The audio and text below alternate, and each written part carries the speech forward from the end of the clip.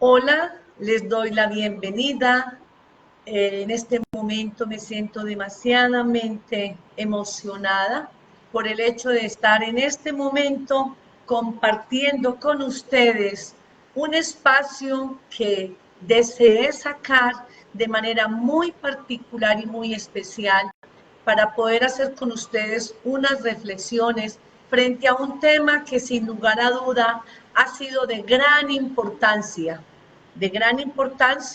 porque en este momento el Centro de Atención Neuropsicológico, que es el centro del cual fundé con todo el amor del mundo, precisamente para poder llegar al mundo de las familias, al mundo de los colegios, al mundo de la sociedad, buscando con ello aportar un grano de arena en la transformación de nuestros niños, niñas y jóvenes en un constructo colectivo para lograr garantizar que esta sociedad en la cual formamos parte, ellos sean protagonistas de una historia y finalmente manejen un liderazgo no solamente desde la perspectiva personal, sino también desde la perspectiva social.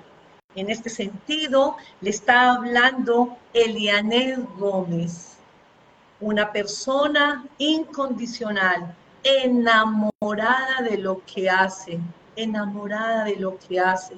Soy psicóloga, magíster en neuropsicología clínica, especialista en neuropsicopedagogía y otros estudios más. Pero quiero aclarar que soy experta en el manejo del déficit de atención e hiperactividad. He querido abrir este espacio reflexivo porque quiero llegar al mundo de muchas personas que sin lugar a duda tengo la gran convicción que mucho de lo que le acontece a un niño con déficit de atención, pocas veces sabemos cómo manejarlo, sabemos cómo abordarlo e inclusive ni siquiera sabemos qué es lo que le acontece, ni siquiera saber qué es lo que le ocurre a un niño cuando tiene determinadas conductas que no sabemos qué es lo que realmente le ocasiona.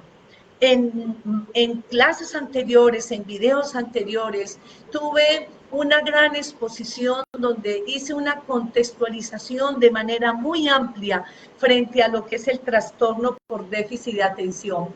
En el día de hoy solamente quiero traer a colación algunos elementos para poder contextualizar frente al tema que hoy nos motiva y es cómo cuidarle la autoestima a mi hijo que padece un trastorno por déficit de atención e hiperactividad.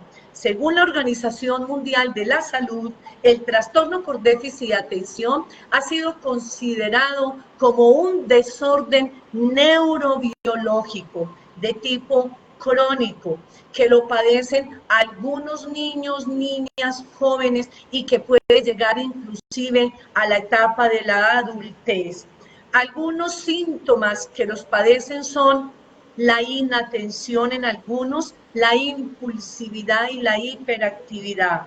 En algunos puede hacerse presente los tres síntomas, en otros puede hacerse presente solamente un síntoma, la inatención, y en otros solo puede hacerse presente la hiperactividad y la impulsividad.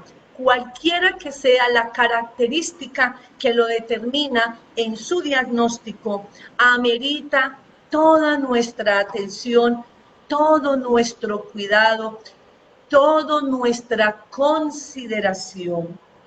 Entonces, hablando frente a este tema, estamos hablando de que muchos padres y madres de familia no estamos lo suficientemente preparados para enfrentar esta situación.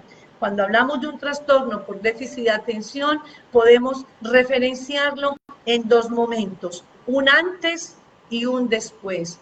Un antes porque muchos padres de familia no tienen ni siquiera idea qué es lo que le está pasando a su hijo, porque es rebelde, porque es inquieto, porque es agresivo, porque es impulsivo, porque no hace las tareas con regularidad, porque no copia en sus cuadernos, porque no hace caso, porque todo es un desorden, porque se le dificulta aprender a pesar de que es considerado un niño supremamente inteligente, porque no acoge las normas, porque es demasiadamente inquieto, porque no es capaz de controlar sus emociones, en fin.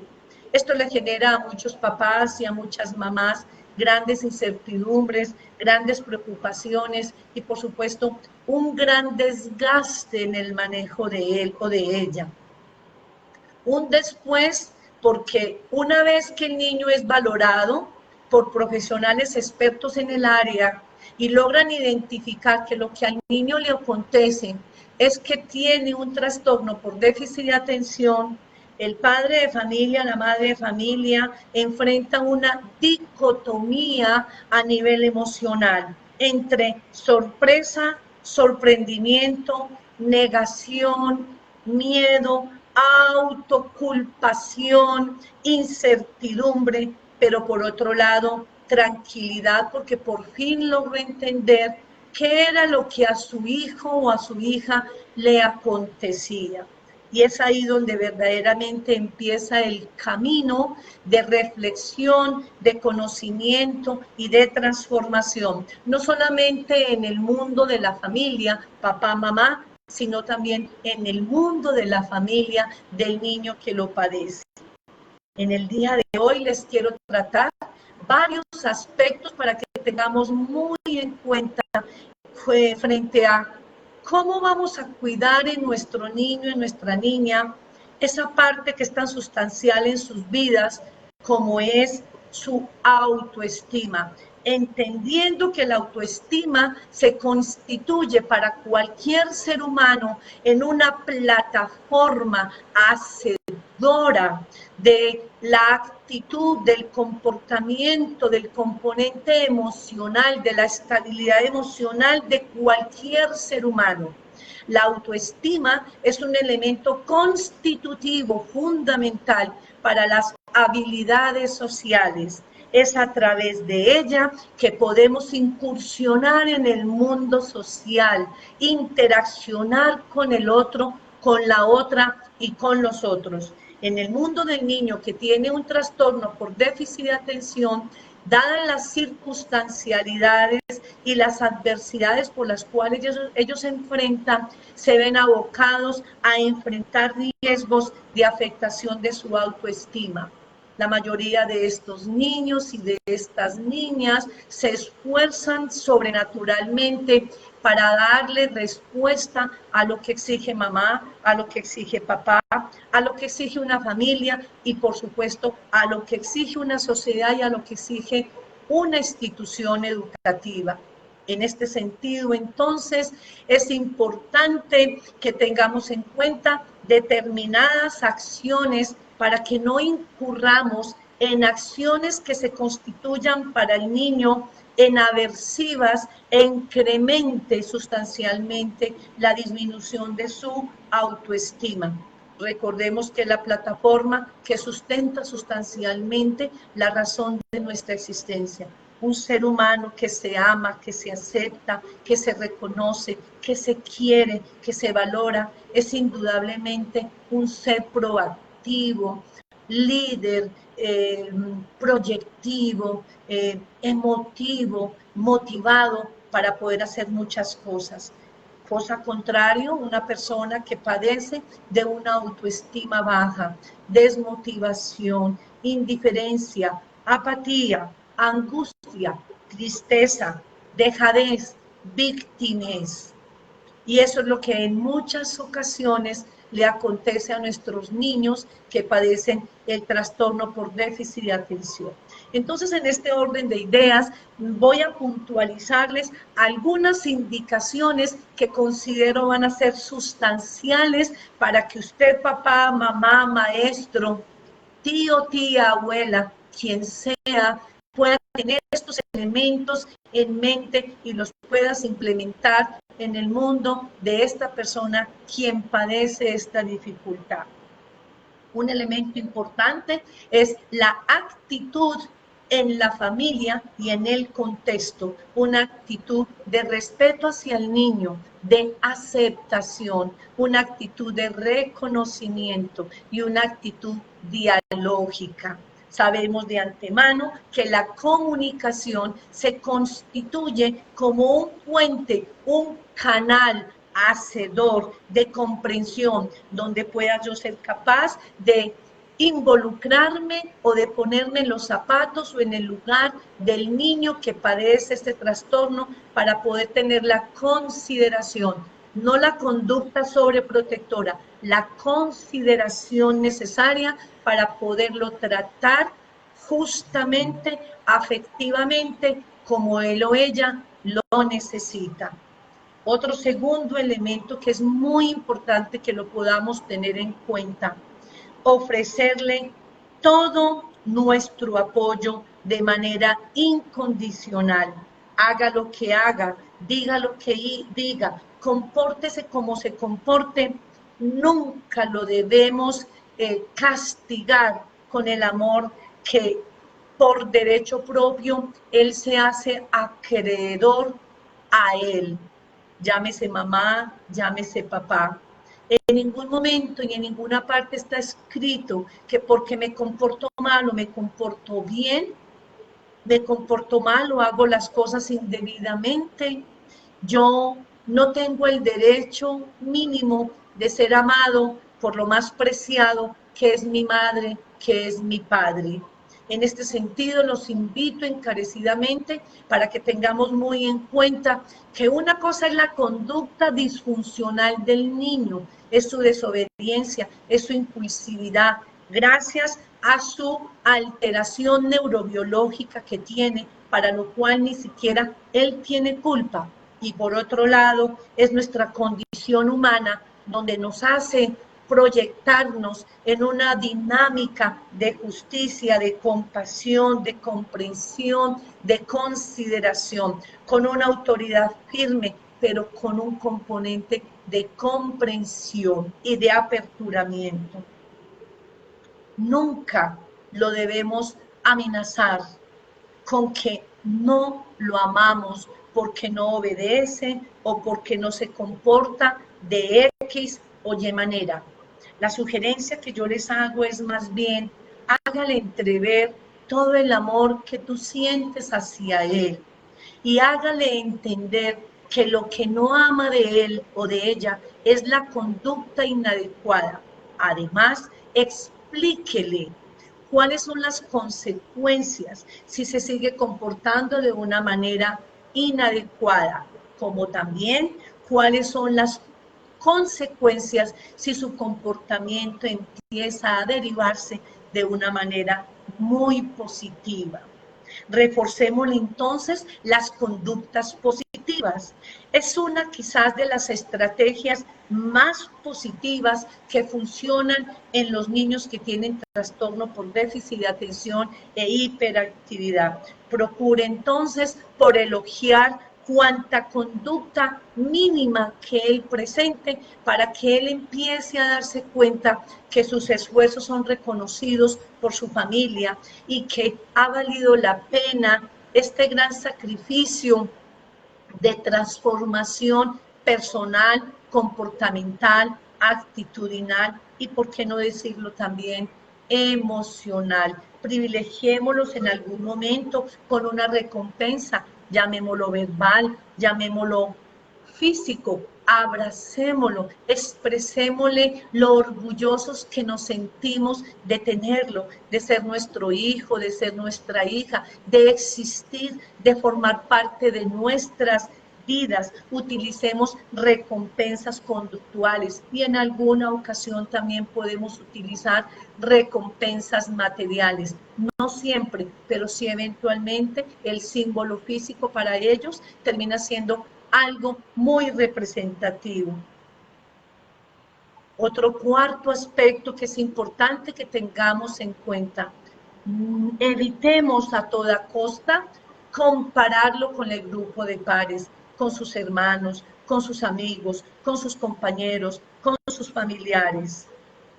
Esta comparación es una clara evidencia de humillación, el cual hace sentir al niño que siempre lo que él hace, por mucho esfuerzo que haga, siempre termina haciéndolo mal.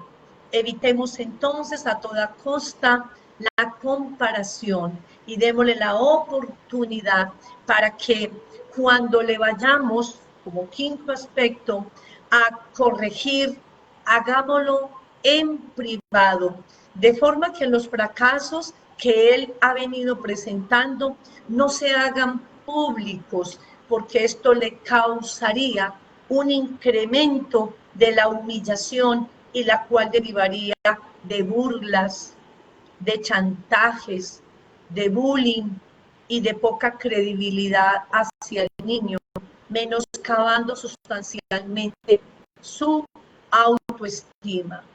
Respetemos como sexto elemento la privacidad del niño. Evitemos a toda costa hablar de sus problemas con otras personas donde el niño presencie ese diálogo, donde él no tiene participación activa, donde la escucha es pasiva y lo único que permitimos es que él siga retroalimentando que es una persona fracasada y que está muy distante a poder ser un niño competitivo, un niño querido, un niño valorado, un niño preciado, un niño aceptado y un niño exitoso. Evitemos a toda costa ridiculizarlo delante de los demás. Enseñémosle también como sexto elemento a que acepte también sus sentimientos negativos y ayudémosle para que él exprese sus sentimientos y sus emociones. De esta manera, al ser escuchado, al ser analizadas sus situaciones de su vida cotidiana con las consecuencias que trae con ello, sus dificultades, muy probablemente él va a poder tomar conciencia frente a lo que le está aconteciendo y dentro de esa oportunidad de reflexividad, él tendrá entonces que hacer un alto en el camino y considerar que como se está comportando no le está generando ningún bienestar. Recordemos que nuestros niños dentro de su etapa evolutiva desarrollan la conciencia crítica, entre los cuales es fundamental la manera cómo le hablemos, cómo lo estimulemos, cómo lo formemos, cómo le hablemos y cómo le direccionemos cada acción y cada actitud. En este sentido, dentro de la estructura de personalidad, nuestros niños y niñas van en su día a día desarrollando un elemento que es sustancialmente importante para el fortalecimiento de su carácter y de su personalidad, como es la conciencia ética moral autónoma. Conciencia, el que el niño se dé cuenta de su comportamiento y la consecuencia que trae con él. Ética, que el niño reflexione lo que se debe y no se debe hacer frente a una determinada situación. Moral, lo bueno y lo malo de una determinada conducta. Heterónoma, mi acción está regida por la presencia de una autoridad que para mí simboliza respeto, admiración e imitación. Y después de ese proceso proseguirá a la autonomía, es decir, logrará desarrollar dentro de su código de valores la conciencia ética moral autónoma, que explicará o significará que el niño, la niña, el joven a futuro logrará entender que sin la presencia de una autoridad, él tendrá la absoluta claridad que sus acciones están regidas por su convicción, por la manera como se piensa, la manera como se percibe, la manera como reacciona ante las diversas circunstancialidades. En ese sentido, entonces, estamos propendiendo por formar un niño o una niña para la vida, cuidándole de antemano lo más preciado en la vida de él o ella, como es su amor propio, su autoestima. Dediquémosle al niño como séptimo elemento tiempo, no el tiempo aquel que él por sus condiciones de dificultad, problemas de aprendizaje, problemas de comportamiento, problemas de atención, problemas de memoria, necesita tener la mamá ahí vigilante, acompañándola en una tarea o en su defecto, regañándolo para que cumpla con su deber. Si no, estoy hablando de esos espacios donde el niño se enriquecería de la presencia de mamá, papá, un familiar, donde aproveche sus hobbies y se deleite con espacios y momentos donde él pueda disfrutar a plenitud ese principio hedonista, que es el principio del placer, donde está regida todas nuestras emociones, la pasión y la condición del sentido de vivir.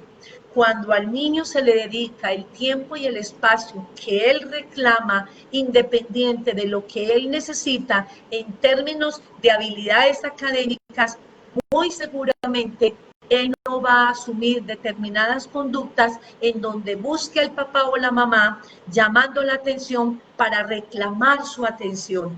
Muy probablemente el niño se sentirá tan complacidamente con el tiempo que le dedicaron que respetará los espacios que mamá o papá o el acudiente o el familiar tiene para sus propias vidas.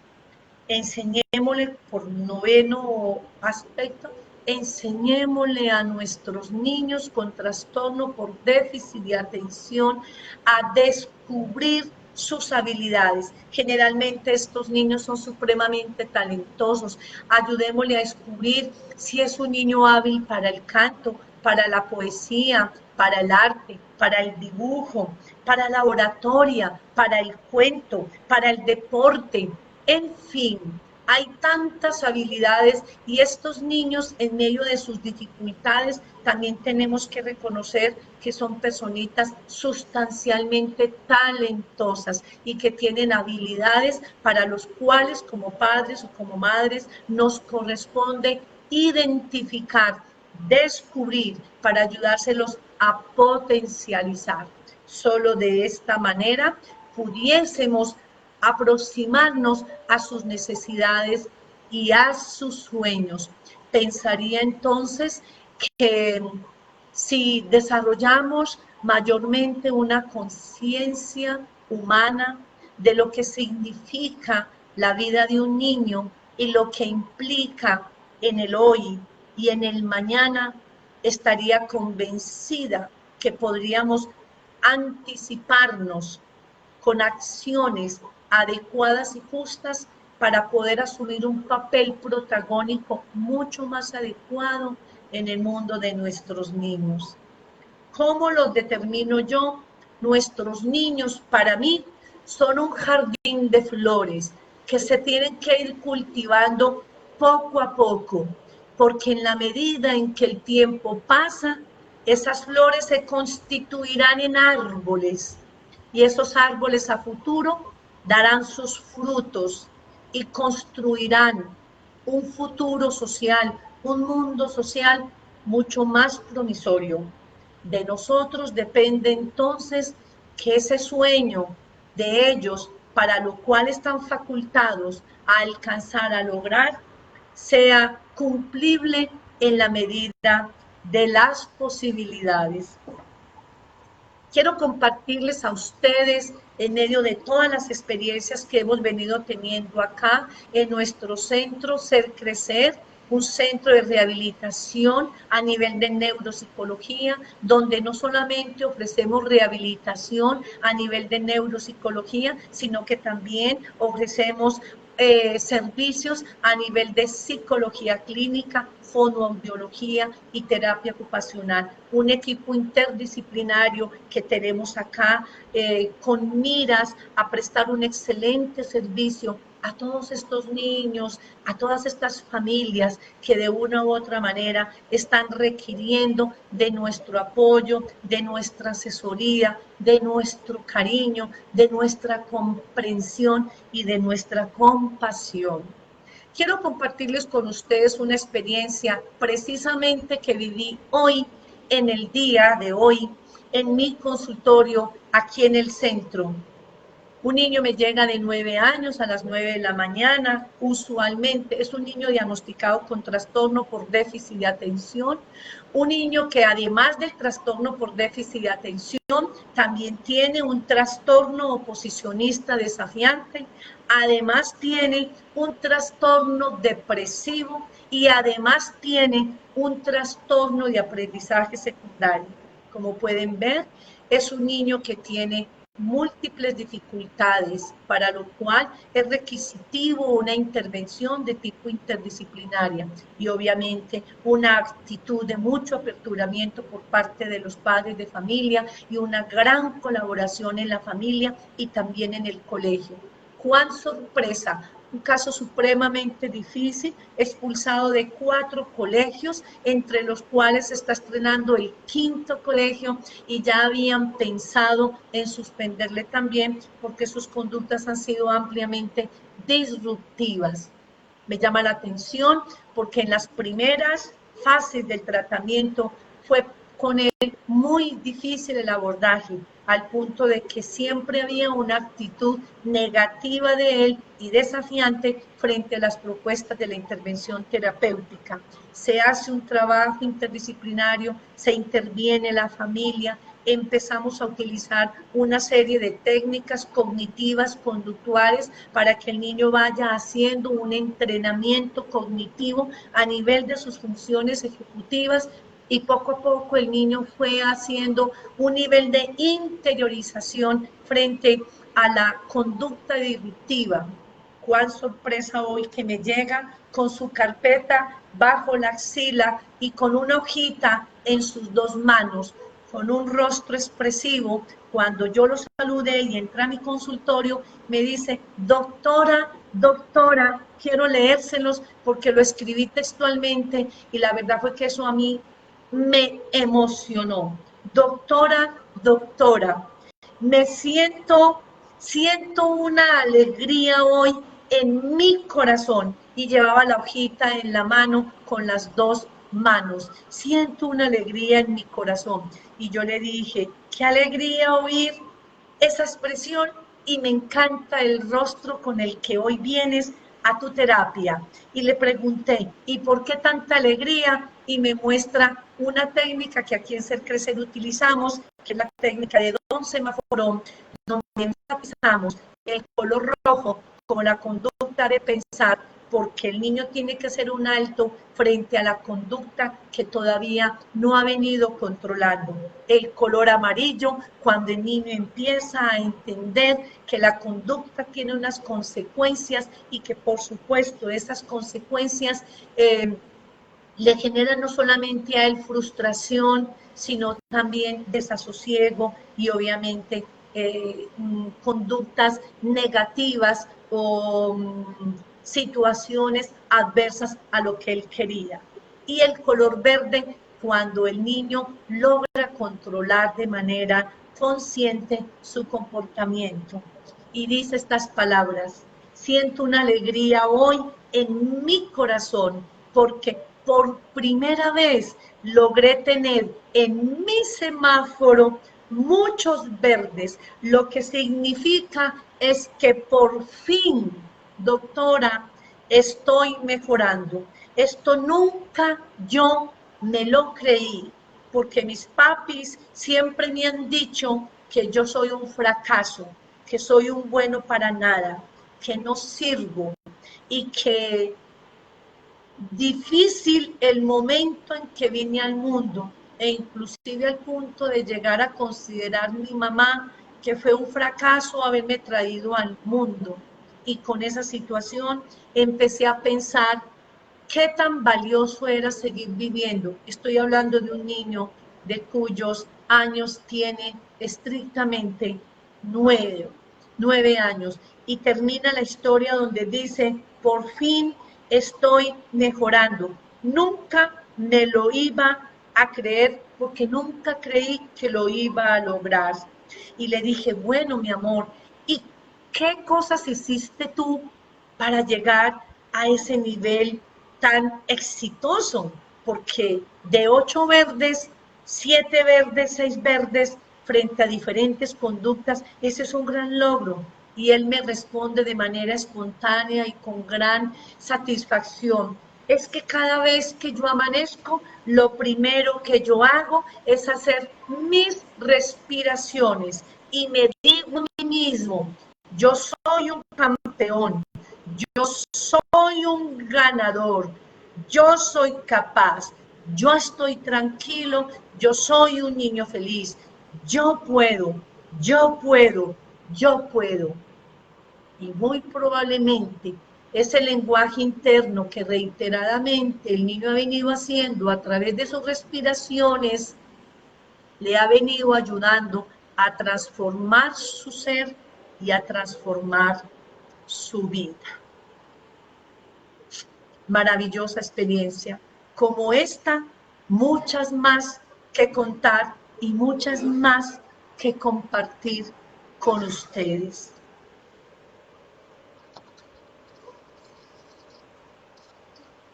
No sé si haya en este momento alguna pregunta que quieran hacer para podérselas responder de una manera muy particular.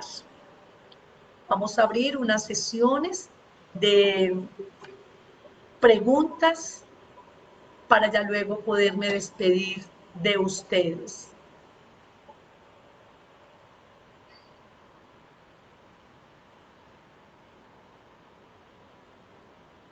Sí, los escucho.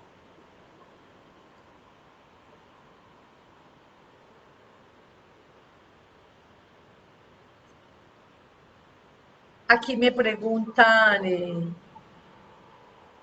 ¿qué ocurre? ¿Cómo evitar la dependencia del metilfenidato? ¿Qué consecuencias trae el uso de este medicamento a largo plazo? La verdad es que el metilfenidato es el nombre que se le asigna a la Ritalina. La Ritalina es uno de los medicamentos que corresponde al grupo de las anfetaminas. Cuando el niño tiene diferentes trastornos adicionales, sí es recomendable remitirlo a neuropediatría para que desde esa disciplina se pueda indagar de manera mucho más profunda todas las estructuras cerebrales que el niño tiene. Muy probablemente en algunas ocasiones le recomiendan un mapeo cerebral, un TAC cerebral, en fin.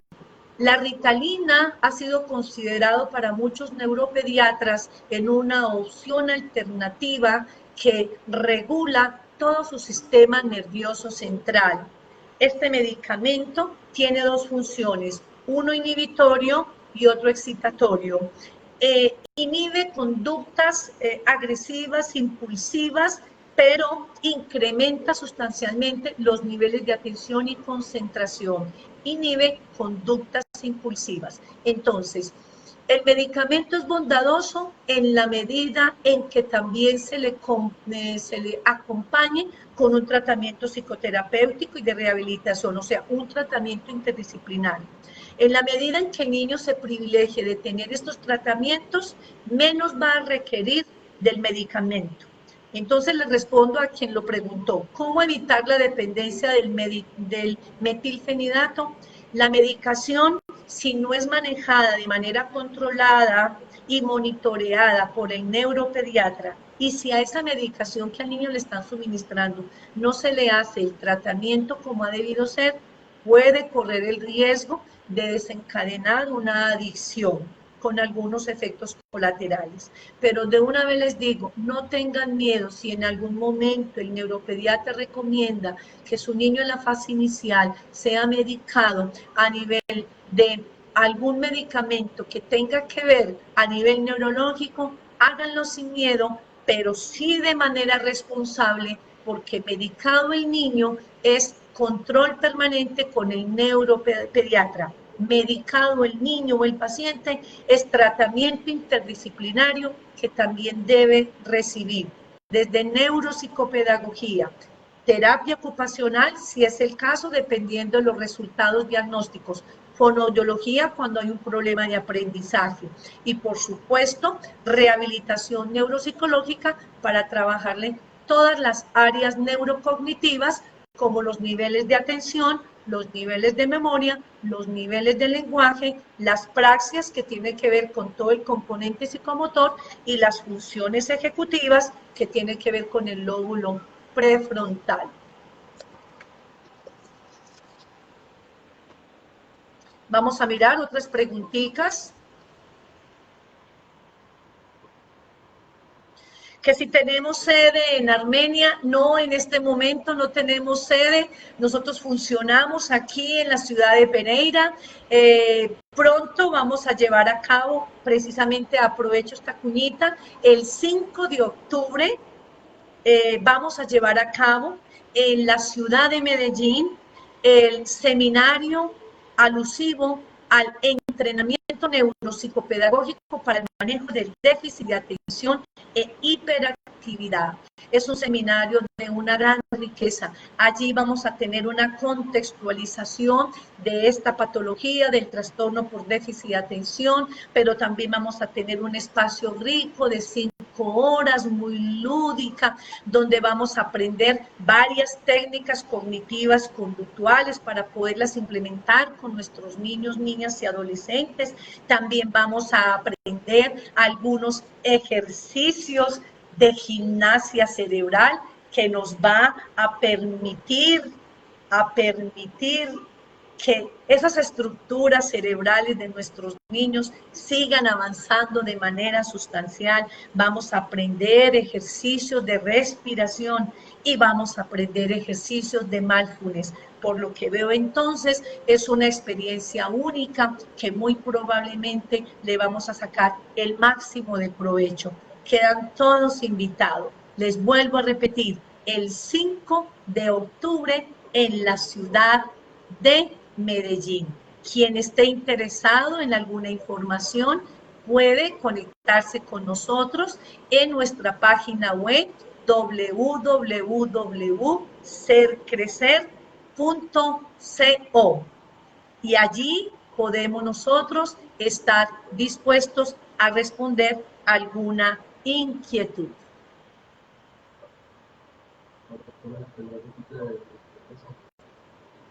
Preguntan acá qué estrategias deben implementar los profesores para el manejo adecuado de los niños que tienen trastorno por déficit de atención. Muchas estrategias, creo que todas las que les he mencionado en el día de hoy a ustedes también podría aplicar en el universo académico, pero si bien es cierto, la técnica de economía de fichas, la técnica del semáforo, donde le trabajamos a los niños la conciencia del rojo, el amarillo y el verde, lo que simboliza para ellos cada uno de esos colores con las subyacentes conductas, más las reflexiones, puede ser una buena manera. Trabajar con nuestros niños periodos cortos entre una actividad y otra en la misma hora de clase, en donde le practiquemos o nos enseñemos ejercicios de respiración diafragmática. El entrenamiento de mindfulness, que es una terapia de tercera generación, está considerada científicamente que cuando se practica de manera reiterada en las aulas de clase, tiene sus bondades y los niños tienen sus transformaciones. Mucha actividad lúdica.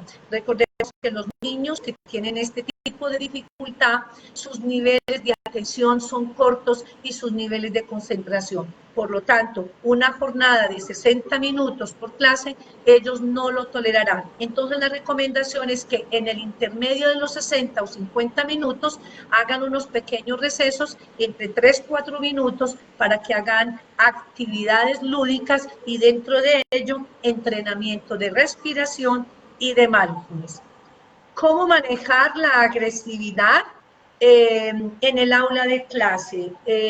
Hay unas técnicas cognitivas conductuales, vuelvo y reitero, la técnica del semáforo es una técnica bondadosa porque dentro de ella se puede consensuar con el niño determinadas conductas inadecuadas para los cuales se va haciendo un proceso de monitorización. Es el mismo el niño el que se autoevalúa de acuerdo a las conductas que se están esperando que en él se modifiquen. Hay que trabajar demasiada lúdica. Para los que me están escuchando, el deporte es fundamental para nuestros niños. Aprovechémosle al máximo su potencial. Una última pregunta para poderme ya despedir. ¿Cómo promover la seguridad personal de manera efectiva y cómo ayudarlos a trascender en una dificultad emocional? Por ejemplo, cuando es un niño con muchas habilidades, pero el momento se adentra a un loop de yo no soy capaz, soy malo y no puedo, a pesar de que lo intente, decir palabras positivas, ¿de qué manera se le puede sacar allí? Este es un típico caso de un niño que probablemente es supremamente talentoso, pero muy probablemente con una autoestima afectada. Recomendaría todas las indicaciones que en la clase de hoy les sugerí y les presenté. Mucho amor, mucha paciencia, demasiado reconocimiento, refuerzos positivos permanentes, dejándole entrever al niño que es capaz, que puede involucrarnos más en el mundo de él. Reorientar la autoridad con una voz firme, solicitando que le mire a los ojos. Enrutemos la mirada con las manos y démosle las gracias cuando él logra dirigir la mirada hacia la nuestra.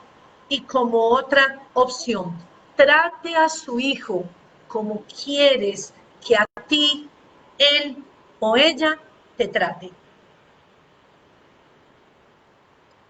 ¿Qué hacer cuando una conducta indeseada se ha trabajado con diferentes estrategias y ninguna funciona?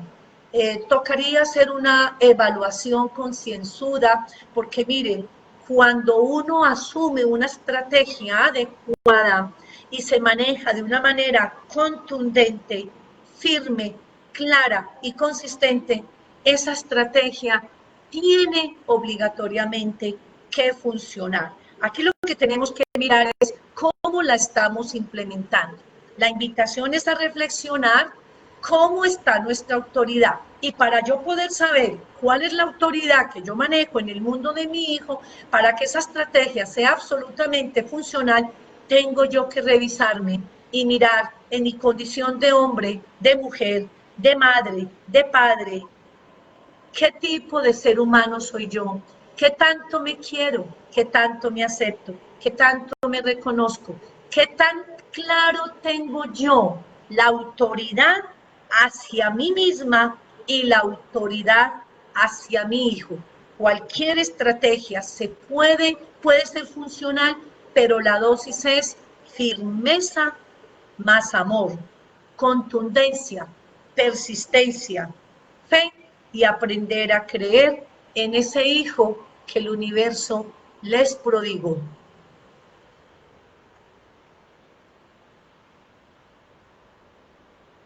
Y el seminario de TDAH en Pereira se va a volver a hacer.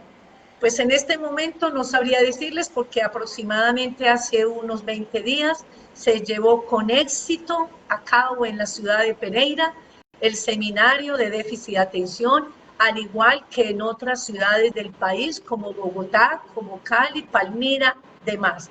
Ya nuestra gira está, si Dios quiere, en la ciudad de Medellín.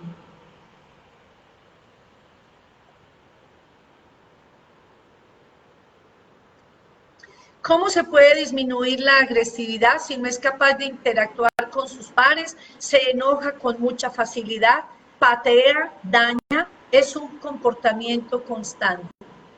Yo pensaría que habría primero que hablar con él, bajarle el tono de voz, no gritarlo, no enjuiciarlo, no cuestionarlo en el sentido de compararlo. Hablemosle con un tono de voz firme, contundente, claro, dejémosle entrever que lo entendemos, que comprendemos su dificultad, pero que estamos también para ayudarle. Practíquele, mamá, papá, mucha respiración diafragmática para que él baje los niveles de ansiedad y de frustración. Si esto no es funcional, recomendaría que aborde un profesional en el área de la salud, en este caso sería un psicólogo, para que pueda hacer un trabajo psicoterapéutico y permita el entrenamiento en el niño más el entrenamiento con la familia.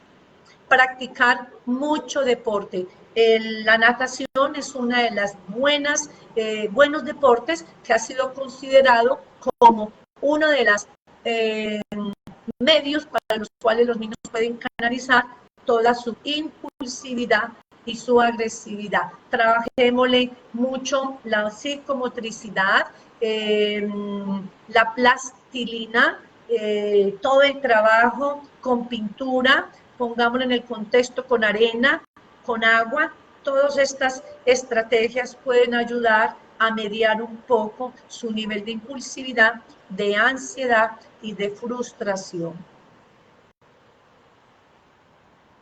¿Debería el niño saber o explicarle que tiene un déficit de atención? Por supuesto, el niño hay que hablarle con la verdad, pero utilizando un lenguaje supremamente sencillo para que él pueda lograr entender qué es lo que a él le acontece. Ese conocimiento le va a permitir tomar conciencia de su condición, de su situación, y esa conciencia le va a favorecer para ser más contributivo con el trabajo que ustedes como padres y como maestros están desarrollando para que él tenga su mejoramiento. Aquí pues me agradecen, gracias por su tiempo, sus orientaciones. Bueno, estoy para servirles. No me queda sino darles muchos agradecimientos por este espacio. Derramo en todos ustedes bendiciones y que el universo impregne en ustedes fe, confianza, fuerza, amor, vitalidad y ante todo, amemos, amemos, amemos a nuestros niños hermosos que son el futuro de esta gran Colombia y de esta gran sociedad. Bendecida noche para todos. Nos vemos.